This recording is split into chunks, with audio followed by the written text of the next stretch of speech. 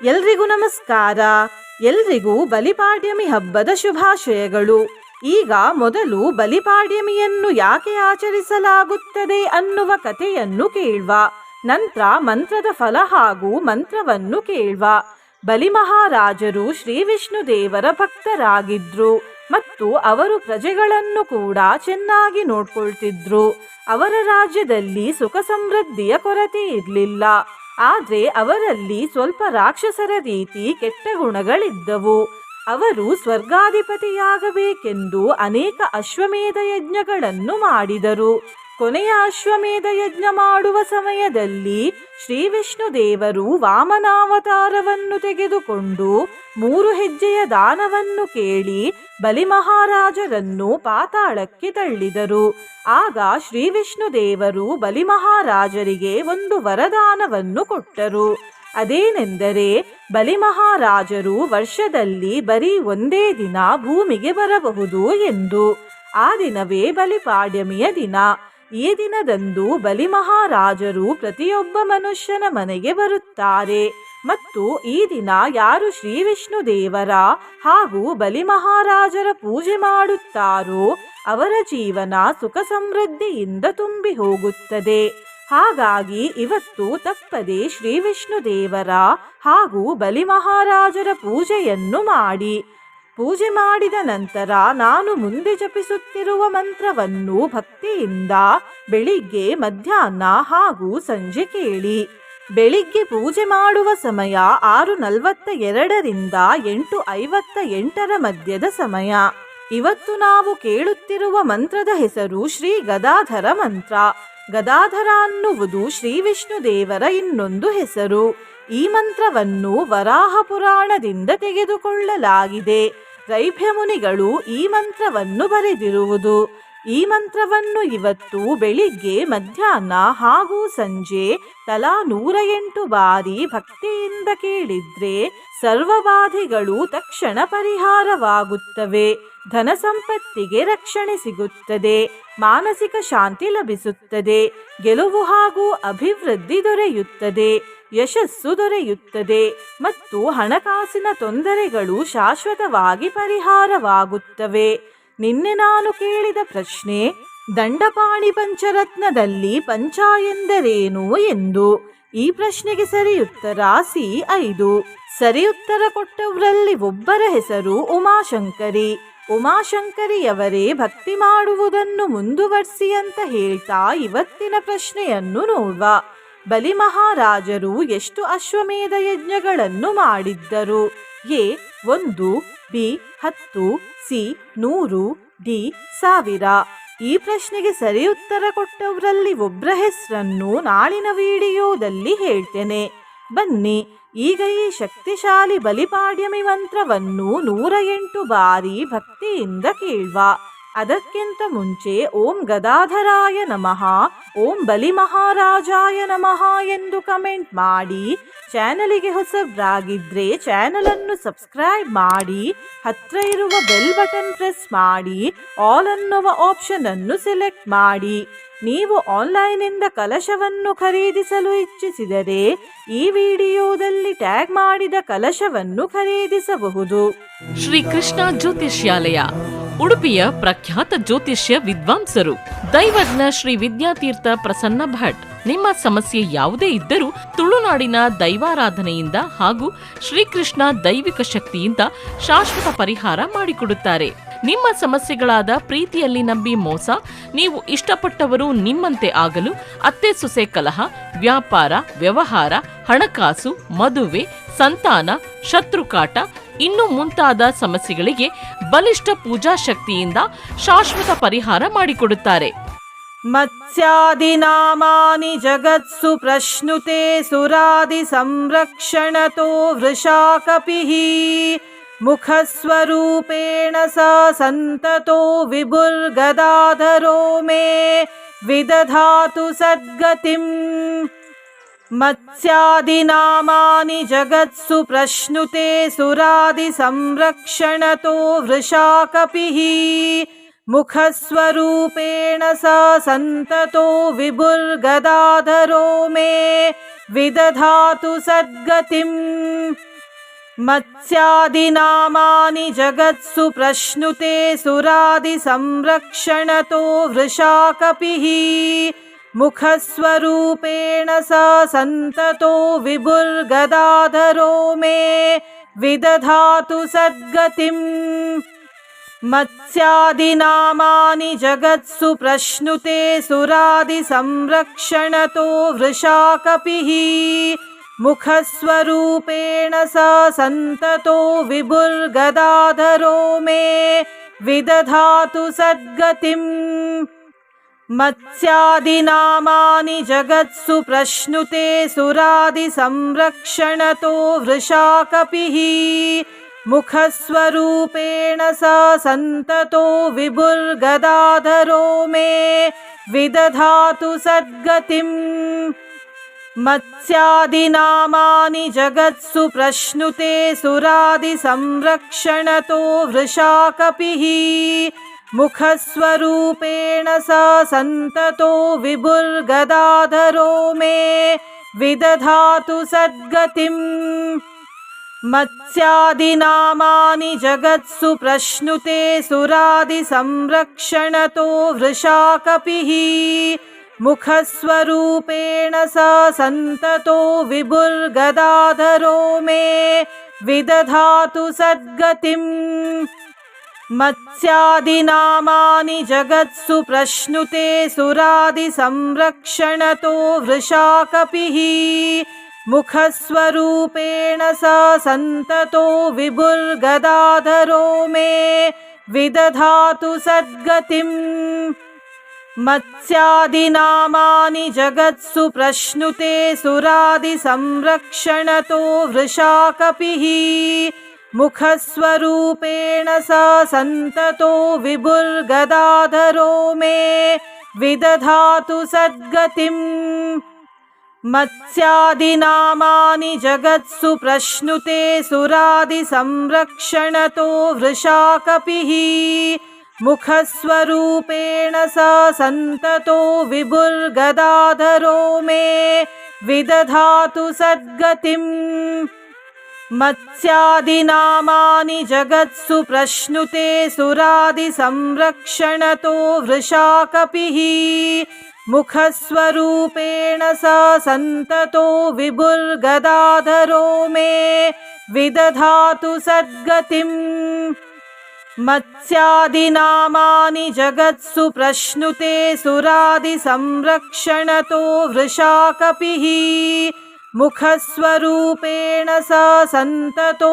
विभुर्गदाधरो मे विदधातु सद्गतिम् मत्स्यादिनामानि जगत्सु प्रश्नुते सुरादिसंरक्षणतो वृषाकपिः मुखस्वरूपेण स सन्ततो विभुर्गदाधरो मे विदधातु सद्गतिम् मत्स्यादिनामानि जगत्सु प्रश्नुते सुरादिसंरक्षणतो वृषाकपिः मुखस्वरूपेण स सन्ततो विभुर्गदाधरो मे विदधातु सद्गतिम् मत्स्यादिनामानि जगत्सु प्रश्नुते सुरादिसंरक्षणतो वृषाकपिः मुखस्वरूपेण स सन्ततो विभुर्गदाधरो मे विदधातु सद्गतिम्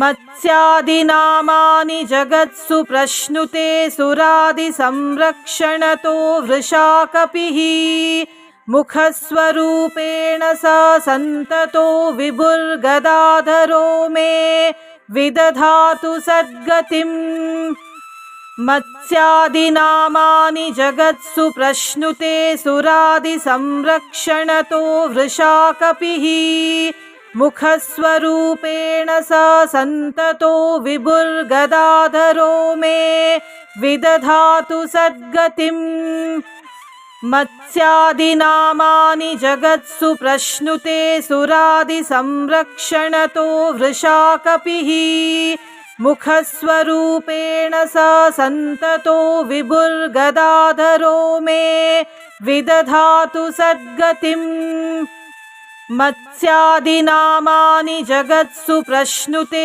सुरादिसंरक्षणतो वृषाकपिः मुखस्वरूपेण स सन्ततो विभुर्गदाधरो मे विदधातु सद्गतिम् मत्स्यादिनामानि जगत्सु प्रश्नुते सुरादिसंरक्षणतो वृषाकपिः मुखस्वरूपेण स सन्ततो विभुर्गदाधरो मे विदधातु सद्गतिम् मत्स्यादिनामानि जगत्सु प्रश्नुते सुरादिसंरक्षणतो वृषाकपिः मुखस्वरूपेण स सन्ततो विभुर्गदाधरो मे विदधातु सद्गतिम् मत्स्यादिनामानि जगत्सु प्रश्नुते सुरादिसंरक्षणतो वृषाकपिः मुखस्वरूपेण स सन्ततो विभुर्गदाधरो मे विदधातु सद्गतिम् मत्स्यादिनामानि जगत्सु प्रश्नुते सुरादिसंरक्षणतो वृषाकपिः मुखस्वरूपेण स सन्ततो विभुर्गदाधरो मे विदधातु सद्गतिम् मत्स्यादिनामानि जगत्सु प्रश्नुते सुरादिसंरक्षणतो वृषाकपिः मुखस्वरूपेण स सन्ततो विभुर्गदाधरो मे विदधातु सद्गतिम् मत्स्यादिनामानि जगत्सु प्रश्नुते सुरादिसंरक्षणतो वृषाकपिः मुखस्वरूपेण स सन्ततो विभुर्गदाधरो मे विदधातु सद्गतिम् मत्स्यादिनामानि जगत्सु प्रश्नुते सुरादिसंरक्षणतो वृषाकपिः मुखस्वरूपेण स सन्ततो विभुर्गदाधरो मे विदधातु सद्गतिम् मत्स्यादिनामानि जगत्सु प्रश्नुते सुरादिसंरक्षणतो वृषाकपिः मुखस्वरूपेण स सन्ततो विभुर्गदाधरो मे विदधातु सद्गतिम् मत्स्यादिनामानि जगत्सु प्रश्नुते सुरादिसंरक्षणतो वृषाकपिः मुखस्वरूपेण स सन्ततो विभुर्गदाधरो मे विदधातु सद्गतिम्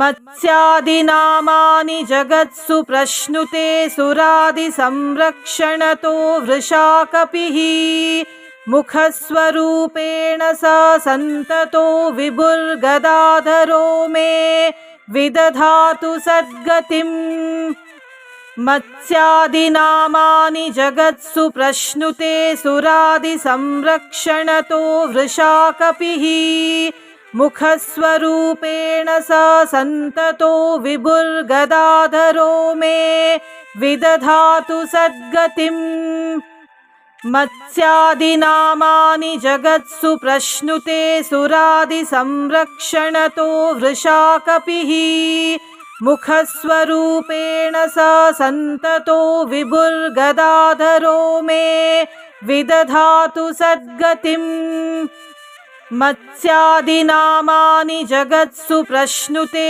सुरादिसंरक्षणतो वृषाकपिः मुखस्वरूपेण स सन्ततो विभुर्गदाधरो मे विदधातु सद्गतिम् मत्स्यादिनामानि जगत्सु प्रश्नुते सुरादिसंरक्षणतो वृषाकपिः मुखस्वरूपेण स सन्ततो विभुर्गदाधरो मे विदधातु सद्गतिम् मत्स्यादिनामानि जगत्सु प्रश्नुते सुरादिसंरक्षणतो वृषाकपिः मुखस्वरूपेण स सन्ततो विभुर्गदाधरो मे विदधातु सद्गतिम् मत्स्यादिनामानि जगत्सु प्रश्नुते सुरादिसंरक्षणतो वृषाकपिः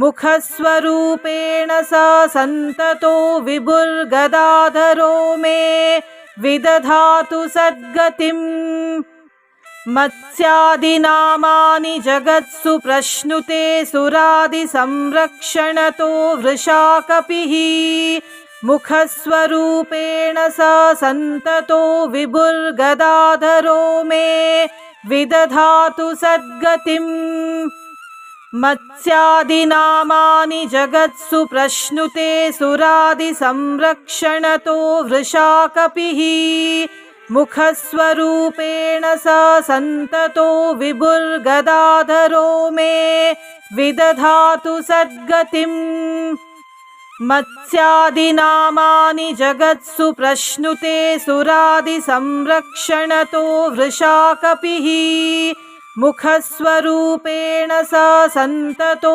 विभुर्गदाधरो मे विदधातु सद्गतिम् मत्स्यादिनामानि जगत्सु प्रश्नुते सुरादिसंरक्षणतो वृषाकपिः मुखस्वरूपेण स सन्ततो विभुर्गदाधरो मे विदधातु सद्गतिम् मत्स्यादिनामानि जगत्सु प्रश्नुते सुरादिसंरक्षणतो वृषाकपिः मुखस्वरूपेण स सन्ततो विभुर्गदाधरो मे विदधातु सद्गतिम् मत्स्यादिनामानि जगत्सु प्रश्नुते सुरादिसंरक्षणतो वृषाकपिः मुखस्वरूपेण स सन्ततो विभुर्गदाधरो मे विदधातु सद्गतिम् मत्स्यादिनामानि जगत्सु प्रश्नुते सुरादिसंरक्षणतो वृषाकपिः मुखस्वरूपेण स सन्ततो विभुर्गदाधरो मे विदधातु सद्गतिम् मत्स्यादिनामानि जगत्सु प्रश्नुते सुरादिसंरक्षणतो वृषाकपिः मुखस्वरूपेण स सन्ततो विभुर्गदाधरो मे विदधातु सद्गतिम् मत्स्यादिनामानि जगत्सु प्रश्नुते सुरादिसंरक्षणतो वृषाकपिः मुखस्वरूपेण स सन्ततो विभुर्गदाधरो मे विदधातु सद्गतिम् मत्स्यादिनामानि जगत्सु प्रश्नुते सुरादिसंरक्षणतो वृषाकपिः मुखस्वरूपेण स सन्ततो विभुर्गदाधरो मे विदधातु सद्गतिम् मत्स्यादिनामानि जगत्सु प्रश्नुते सुरादिसंरक्षणतो वृषाकपिः मुखस्वरूपेण स सन्ततो विभुर्गदाधरो मे विदधातु सद्गतिम् मत्स्यादिनामानि जगत्सु प्रश्नुते सुरादिसंरक्षणतो वृषाकपिः मुखस्वरूपेण स सन्ततो विभुर्गदाधरो मे विदधातु सद्गतिम् मत्स्यादिनामानि जगत्सु प्रश्नुते सुरादिसंरक्षणतो वृषाकपिः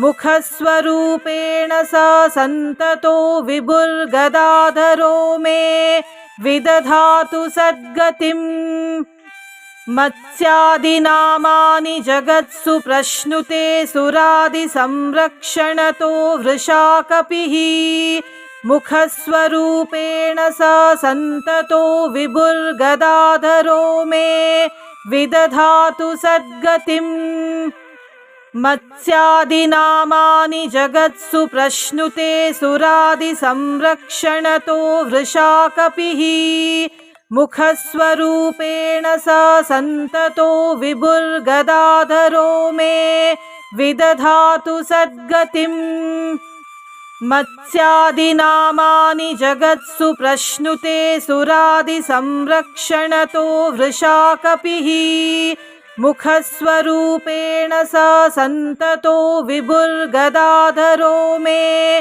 विदधातु सद्गतिम्। मत्स्यादिनामानि जगत्सु प्रश्नुते सुरादिसंरक्षणतो वृषाकपिः मुखस्वरूपेण स सन्ततो विभुर्गदाधरो मे विदधातु सद्गतिम्। मत्स्यादिनामानि जगत्सु प्रश्नुते सुरादिसंरक्षणतो वृषाकपिः मुखस्वरूपेण स सन्ततो विभुर्गदाधरो मे विदधातु सद्गतिम्।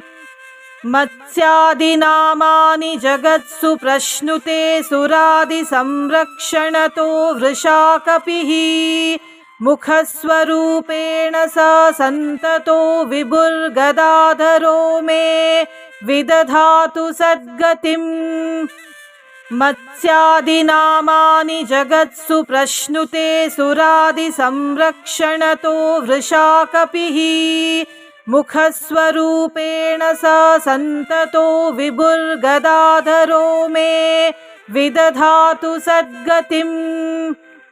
मत्स्यादिनामानि जगत्सु प्रश्नुते सुरादिसंरक्षणतो वृषाकपिः मुखस्वरूपेण स सन्ततो विभुर्गदाधरो मे विदधातु सद्गतिम्। मत्स्यादिनामानि जगत्सु प्रश्नुते सुरादिसंरक्षणतो वृषाकपिः मुखस्वरूपेण स सन्ततो विभुर्गदाधरो मे विदधातु सद्गतिम्।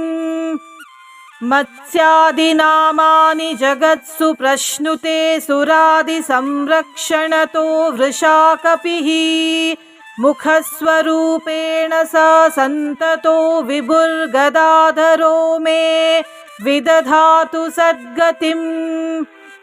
मत्स्यादिनामानि जगत्सु प्रश्नुते सुरादिसंरक्षणतो वृषाकपिः मुखस्वरूपेण स सन्ततो विभुर्गदाधरो मे विदधातु सद्गतिम्।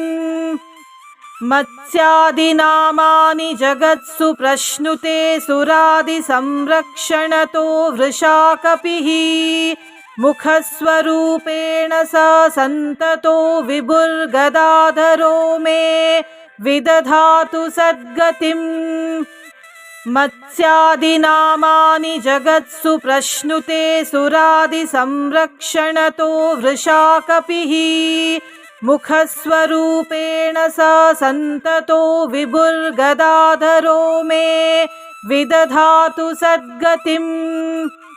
मत्स्यादिनामानि जगत्सु प्रश्नुते सुरादिसंरक्षणतो वृषाकपिः मुखस्वरूपेण स सन्ततो विभुर्गदाधरो मे विदधातु सद्गतिम्।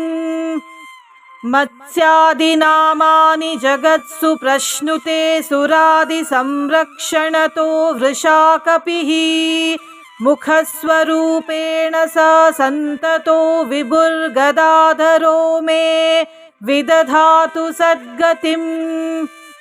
मत्स्यादिनामानि जगत्सु प्रश्नुते सुरादिसंरक्षणतो वृषाकपिः मुखस्वरूपेण स सन्ततो विभुर्गदाधरो मे विदधातु सद्गतिम्। मत्स्यादिनामानि जगत्सु प्रश्नुते सुरादिसंरक्षणतो वृषाकपिः मुखस्वरूपेण स सन्ततो विभुर्गदाधरो मे विदधातु सद्गतिम्। मत्स्यादिनामानि जगत्सु प्रश्नुते सुरादिसंरक्षणतो वृषाकपिः मुखस्वरूपेण स सन्ततो विभुर्गदाधरो मे विदधातु सद्गतिम्। मत्स्यादिनामानि जगत्सु प्रश्नुते सुरादिसंरक्षणतो वृषाकपिः मुखस्वरूपेण स सन्ततो विभुर्गदाधरो मे विदधातु सद्गतिम् मत्स्यादिनामानि जगत्सु प्रश्नुते सुरादिसंरक्षणतो वृषाकपिः मुखस्वरूपेण स सन्ततो विभुर्गदाधरो मे विदधातु सद्गतिम् मत्स्यादिनामानि जगत्सु प्रश्नुते सुरादिसंरक्षणतो वृषाकपिः मुखस्वरूपेण स सन्ततो विभुर्गदाधरो मे विदधातु सद्गतिम् मत्स्यादिनामानि जगत्सु प्रश्नुते सुरादिसंरक्षणतो वृषाकपिः मुखस्वरूपेण स सन्ततो विभुर्गदाधरो मे विदधातु सद्गतिम् मत्स्यादिनामानि जगत्सु प्रश्नुते सुरादिसंरक्षणतो वृषाकपिः मुखस्वरूपेण स सन्ततो विभुर्गदाधरो मे विदधातु सद्गतिम् मत्स्यादिनामानि जगत्सु प्रश्नुते सुरादिसंरक्षणतो वृषाकपिः मुखस्वरूपेण स सन्ततो विभुर्गदाधरो मे विदधातु सद्गतिम् मत्स्यादिनामानि जगत्सु प्रश्नुते सुरादिसंरक्षणतो वृषाकपिः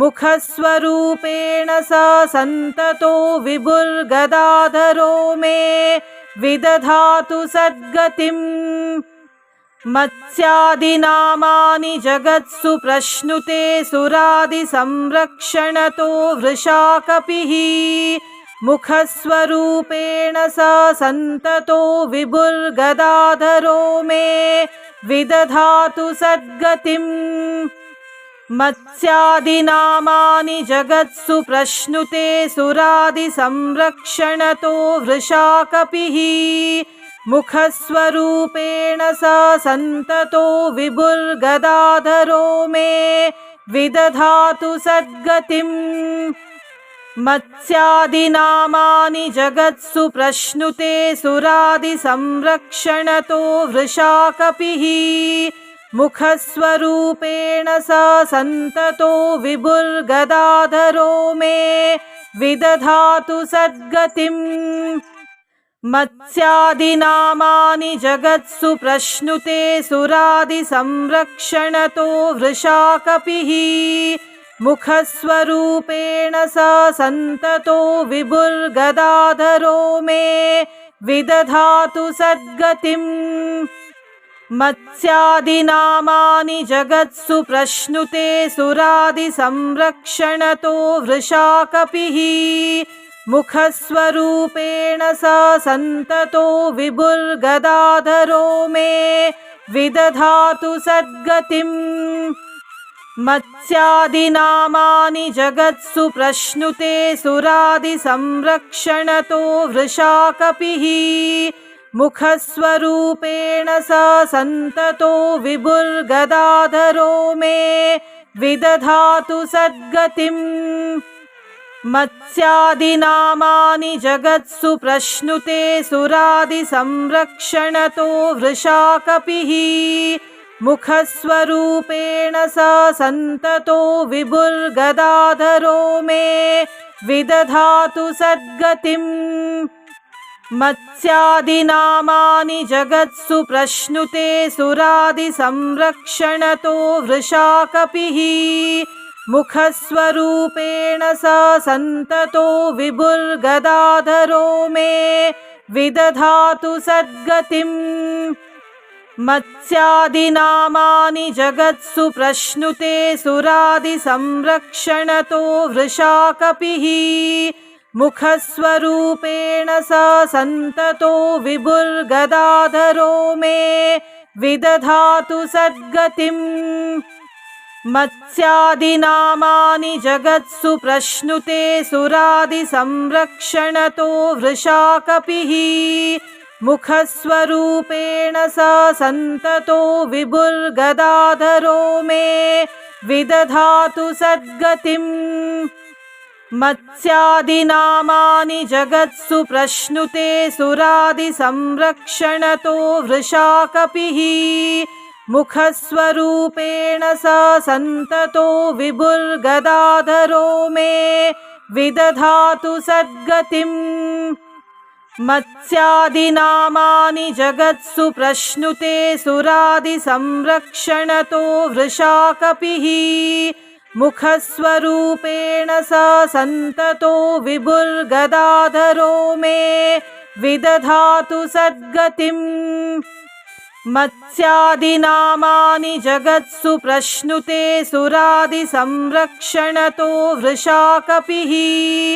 मुखस्वरूपेण स सन्ततो विभुर्गदाधरो मे विदधातु सद्गतिम् मत्स्यादिनामानि जगत्सु प्रश्नुते सुरादिसंरक्षणतो वृषाकपिः मुखस्वरूपेण स सन्ततो विभुर्गदाधरो मे विदधातु सद्गतिम् मत्स्यादिनामानि जगत्सु प्रश्नुते सुरादिसंरक्षणतो वृषाकपिः मुखस्वरूपेण स सन्ततो विभुर्गदाधरो मे विदधातु सद्गतिम् मत्स्यादिनामानि जगत्सु प्रश्नुते सुरादिसंरक्षणतो वृषाकपिः मुखस्वरूपेण स सन्ततो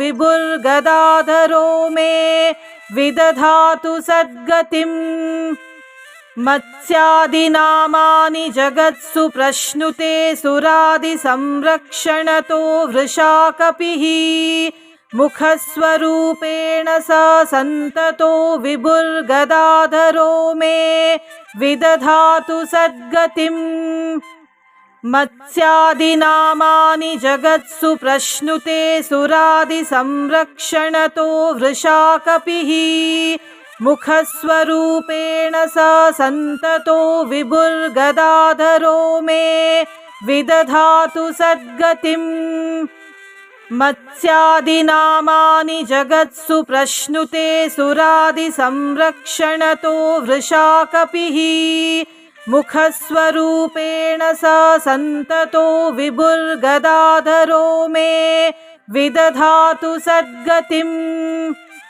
मत्स्यादिनामानि जगत्सु प्रश्नुते सुरादिसंरक्षणतो वृषाकपिः मुखस्वरूपेण स सन्ततो विभुर्गदाधरो मे विदधातु सद्गतिम् मत्स्यादिनामानि जगत्सु प्रश्नुते सुरादिसंरक्षणतो वृषाकपिः मुखस्वरूपेण स सन्ततो विभुर्गदाधरो मे विदधातु सद्गतिम् मत्स्यादिनामानि जगत्सु प्रश्नुते सुरादिसंरक्षणतो वृषाकपिः मुखस्वरूपेण स सन्ततो विभुर्गदाधरो मे विदधातु सद्गतिम् मत्स्यादिनामानि जगत्सु प्रश्नुते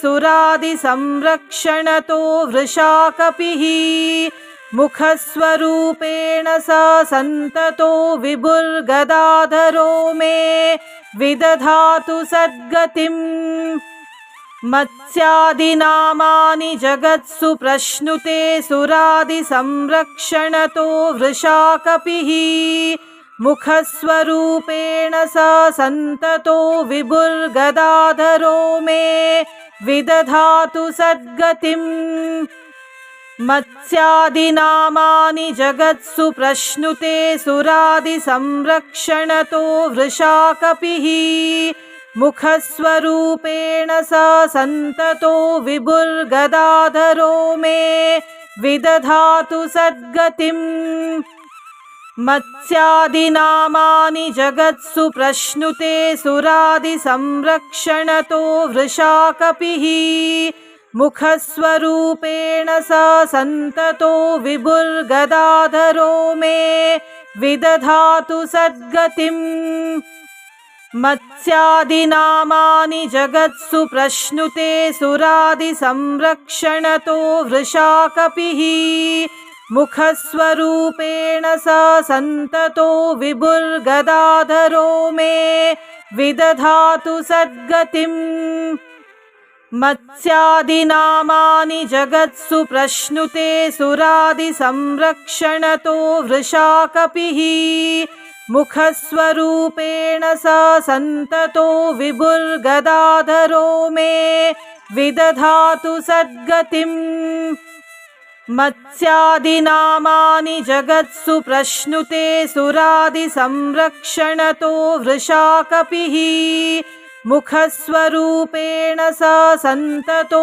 विभुर्गदाधरो मे विदधातु सद्गतिम् मत्स्यादिनामानि जगत्सु प्रश्नुते सुरादिसंरक्षणतो वृषाकपिः मुखस्वरूपेण स सन्ततो विभुर्गदाधरो मे विदधातु सद्गतिम् मत्स्यादिनामानि जगत्सु प्रश्नुते सुरादिसंरक्षणतो वृषाकपिः मुखस्वरूपेण स सन्ततो विभुर्गदाधरो मे विदधातु सद्गतिम् मत्स्यादिनामानि जगत्सु प्रश्नुते सुरादिसंरक्षणतो वृषाकपिः मुखस्वरूपेण स सन्ततो विभुर्गदाधरो मे विदधातु सद्गतिम् मत्स्यादिनामानि जगत्सु प्रश्नुते सुरादिसंरक्षणतो वृषाकपिः मुखस्वरूपेण स सन्ततो विभुर्गदाधरो मे विदधातु सद्गतिम् मत्स्यादिनामानि जगत्सु प्रश्नुते सुरादिसंरक्षणतो वृषाकपिः मुखस्वरूपेण स सन्ततो विभुर्गदाधरो मे विदधातु सद्गतिम् मत्स्यादिनामानि जगत्सु प्रश्नुते सुरादिसंरक्षणतो वृषाकपिः मुखस्वरूपेण स सन्ततो विभुर्गदाधरो मे विदधातु सद्गतिम्